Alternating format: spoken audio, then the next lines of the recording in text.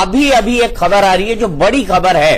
पूर्व पत्रकार और कांग्रेस नेता राजीव शुक्ला को राज्यसभा का टिकट मिल गया है। अभी अभी उन्हें गुजरात से उम्मीदवार बनाया गया है। गुजरात के इक्वेशन समझने होंगे। गुजरात में हालांकि इतनी सीटें हैं। कांग्रेस की 2 उम्मीदवार घोषित कर चुकी, इसकी टिकट काटी कल रात में घोषित वाली, वो देखना पड़ेगा। ये देखना पड़ेगा। तो हम अपने करस्पॉन्डेंट से भी जुड़ने की कोशिश करेंगे।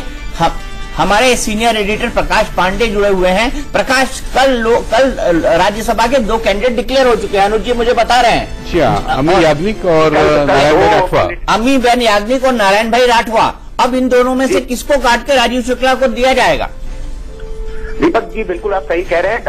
ऑलरेडी कल 2 नाम घोषित हो चुके थे, लेकिन उसमें से राठवा साहब का जो है उनके पास एक एनओसी नहीं थी, इसलिए उनके पेपर कंप्लीट नहीं थे। ऐसे में इनको 12:30 बजे जो है इत्तला मिली राजीव शुक्ला जी को कि आप जाके जो है वहां से नॉमिनेशन फाइल करिए, क्योंकि राजीव शुक्ला कई कोशिश कर चुके थे। पहले वेस्ट बंगाल से, फिर उनको बिहार कहा गया, वो बिहार जाना नहीं चाहते थे। फिर इनको ये कहा गया कि आप तुरंत गुजरात जाइए। लेकिन अब परेशानी सबसे बड़ी ये है कि वहां टेक्निकल प्रॉब्लम की वजह से वहां फ्लाइट लैंड पहले 7 बजे तक नहीं कर पा रही थी, लेकिन अभी जो हमने वहां बातचीत की तो पता चला कि फ्लाइट 3 बजे तक लैंड करने शुरू हो जाएगी। वो यहाँ से तुरंत पार्लियामेंट से 12:30 के बाद निकले हैं। घर गए, कुछ पेपर वगैरह उन्होंने कहा कि मुझे लेने हैं, एनओसी अपनी लेनी है। उसके बाद मैं सीधे चार्टर्ड या किसी फ्लाइट से वहां जा रहा हूं।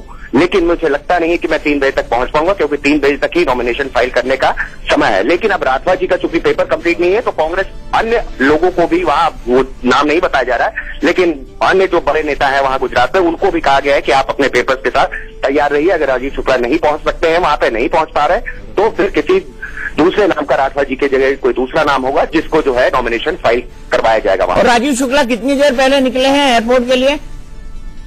दीपक जी, जब अंतिम मेरी बात हुई उनसे तो वो एयरपोर्ट के अभी रास्ते पे थे। उन्होंने कहा कि यहाँ पर उनको 2 बजे तक जो चार्टर्ड फ्लाइट की कोशिश कर रहे थे, 2 बजे उनको चार्टर्ड फ्लाइट मिलने की उम्मीद है। तो आप उससे अंदाजा लगा सकते हैं कि बहुत ही मुश्किल है, लेकिन करिश्मा कभी भी हो सकता है, क्योंकि जो एयरपोर्ट 7 बजे तक बंद था, वो एयरपोर्ट 3 बजे से शुरू हो जाएगा, खुल जाएगा। तो टेक्निकल प्रॉब्लम ये हो गई थी कि सुबह सुबह इंडिगो की फ्लाइट जो थी वो दिल्ली से अहमदाबाद, उसको कुछ टेक्निकल स्नैग आ गया था, इसलिए एयरपोर्ट को जो है वहां बंद कर दिया गया था अहमदाबाद में। लेकिन जो 7 बजे तक बंद था, वो 3 बजे से चालू हो जाएगा।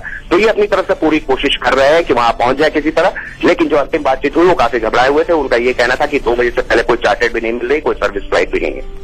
ठीक है, बहुत बहुत शुक्रिया प्रकाश इस जानकारी के लिए। बहुत दिलचस्प और बहुत इंटरेस्टिंग खबर है, क्योंकि राजीव शुक्ला के नॉमिनेशन को लेकर सस्पेंस बना हुआ था, लेकिन आखिरी मोमेंट पे उनको एक टिकट मिला है। क्या वो पहुंच पाएंगे गुजरात तक, अपना नॉमिनेशन भर पाएंगे?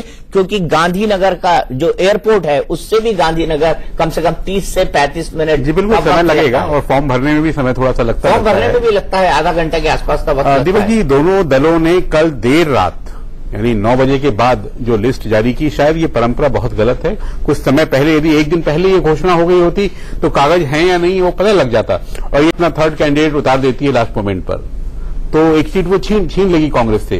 तो इस खतरे को दोनों पार्टी के नेतृत्व को समझना होगा कि अंतिम समय तक के लिए हर काम को छोड़ के न रखा जाए। अंतिम समय तक